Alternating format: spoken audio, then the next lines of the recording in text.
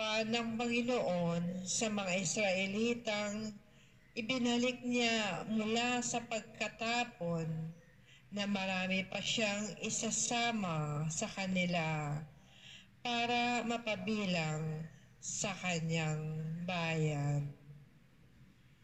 Ang salita ng Diyos. Salamat sa Diyos. Naway magpuri sa iyo ang lahat ng mga tao. Naway magpuri sa iyo ang lahat ng mga tao. O Diyos, pagpalain kami't kahabagan.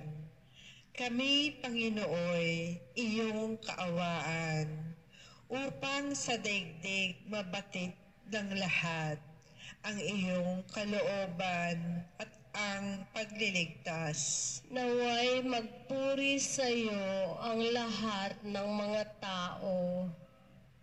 Naway purihin ka ng mga nilikha, pagkat matuwid kang humatol sa madla. Ikaw ang patnubay ng lahat ng bansa. Naway magpuri sa iyo ang lahat ng mga tao. Nag-aning mabuti ang mga lupain. Pinagpala kami ng poon. Diyos namin, ang lahat sa amin iyong pinagpala. Naway igalang ka ng lahat ng bansa. Naway magpuri sa iyo ang lahat ng mga tao.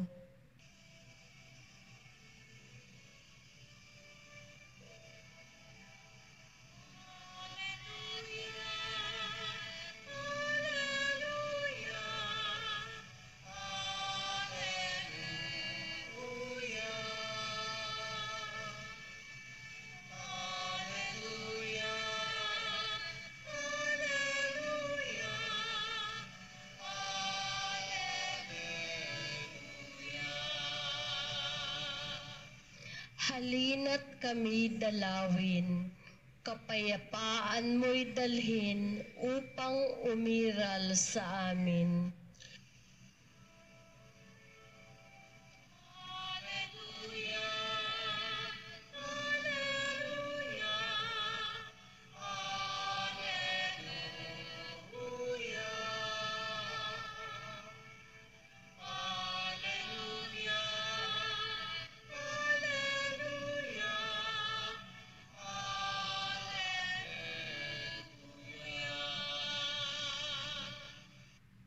Sumainyo ang Panginoon. At sumaiyo rin. Ang mabuting balita ng Panginoon ayon kay San Juan. Papuri sa iyo, Panginoon. Noong panahon yun, sinabi ni Jesus sa mga Hudyo, nagpasugo kayo kay Juan at nagpatotoo siya tungkol sa katotohanan. Hindi sa kailangan ko ang patotoo ng tao. Sinasabi ko lamang ito para maligtas kayo. Si Juan ay parang nagningas na ilaw na nagliliwanag noon, at kayo'y sandaling nasiyahan sa kanyang liwanag. Ngunit may patotoo tungkol sa akin na higit sa patotoo ni Juan. Ang mga gawang pinapagawa sa akin ng Ama at siya ko namang ginaganap, yan ang nagpapatotoo na ako'y sinugo niya. Mga kapatid, ang mabuting balita ng Panginoon. Pinupuri ka namin, Panginoong Hesukristo. Magandang araw po muli sa inyong lahat. Magandang araw po, Father. At muli po, welcome sa unang araw ng ating simbang gabi. 10 araw ito na sunod-sunod bilang paghahanda sa pagsilang ng ating Panginoon o ang tinatawag nating Kapaskuhan. Konting paalaala lang po. na ang simbang gabi ay hindi po mandatory, hindi po obligatory. Hindi po kayo nagkakasala kung hindi kayo makakasimba ng simbang gabi. Ang obligatory, ang mandatory, ang dapat nating sinisimbahan ay yung bawat linggo. Dahil tandaan niyo po, ang araw ng linggo ay isang maliit na muling pagkabuhay ng ating Panginoon. Pero bakit ba meron tayong simbang gabi? Ang ating pong simbang gabi ay tinatawag nating devotional masses. Mula po doon sa salita, debosyon, nanggagaling po sa taos, lubos, at ubos nating pagmamahal. Nanggagaling po ang ating kagustuhan sa malaya nating pagpili, pumunta, magsimba dito sa mga araw na ito bilang pagpapakita ng ating pagmamahal sa Diyos. Ang ating dalangin at dasal, sana pagkatapos po ng 9 na araw na ito ay merong magbago sa atin. Ang dasal at dalangin natin pagkatapos ng 9 na araw na ito ay mas lumalim pa ang ating pananampalataya. Sana pagkatapos po ng 9 na araw na ito, mas lumawak pa ang ating kaalaman tungkol sa ating pananampalataya at tungkol kung sino ba ang Diyos na nagmamahal sa atin. Ang tanong po, bakit 9 na gabi? Bakit po 9 na madaling araw? Bakit po hindi 7 para lucky number 7? Bakit hindi po 3 para I love you? Bakit po hindi na lang 1 para mabilis?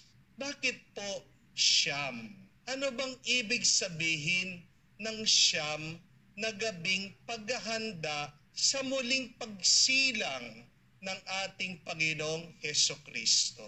Tandaan niyo po, ang isang bata, bago po siya ipanganak o isilang ng kanyang ina, ilang pong buwan ang kailangan bilang paghahanda, bilang pagporma dito po sa sanggol sa kanyang sinapupunan. Nangangailangan po tayo ng 9 na buwan. Pag lumabas po yung bata na hindi 9 ang buwan, ano pong ibig sabihin? May problema at siguradong merong kulang dito po sa bata. Bakit po 9 na araw na paghahanda para maging buo, ganap at kumpleto sana ang ating pagkatao, nakahanda tayo para lumapit, makita, makasama at matanggap natin ang ating Panginoong Jesus. These 9 days are 9 formative days so that we can be ready to accept Jesus once again in our minds, in our hearts, in our souls.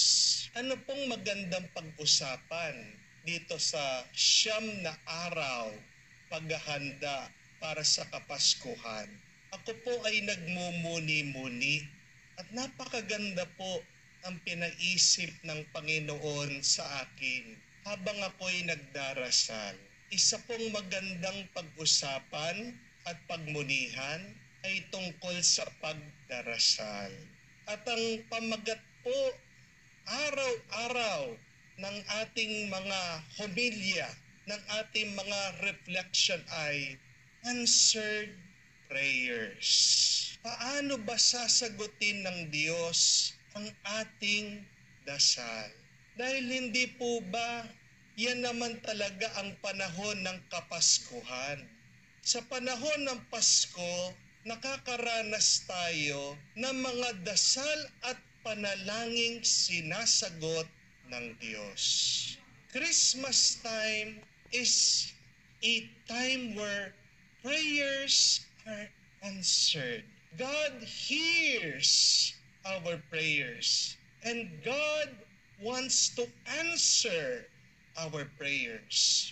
Ang tanong, anong gagawin natin para nga ang ating mga dasal at dalangin ay masagot ng Diyos? Tingnan po natin bawat araw ang mga pagbasa at ano kaya ang tinuturo nila sa atin na dapat nating gawin, dapat nating sundan para ang ating mga pagdarasal ay maging epektibo at matanggap natin ang ating mga hinihiling sa Diyos. Ang tanong po, ano ba ang inyong mga dasal at panalangin? Sigurado marami, hindi po ba? Meron kayong mga wish list. Una na dyan, yung makabayad tayo ng ating mga utang. Pangalawa, yung magkaayos na tayo sa pamilya, kayong mag-asawa, yung mga hindi nag-uusap, magkibuan muli. Sigurado yung mga may sakit, nananalangin na gumaling muli. Yung mga nasa abroad, nagdarasal na makauwi dito. Yung mga walang trabaho, nagdarasal na magkatrabaho na o swertihin na makapunta sa ibang bansa. Marami po tayong mga hinihiling at gustong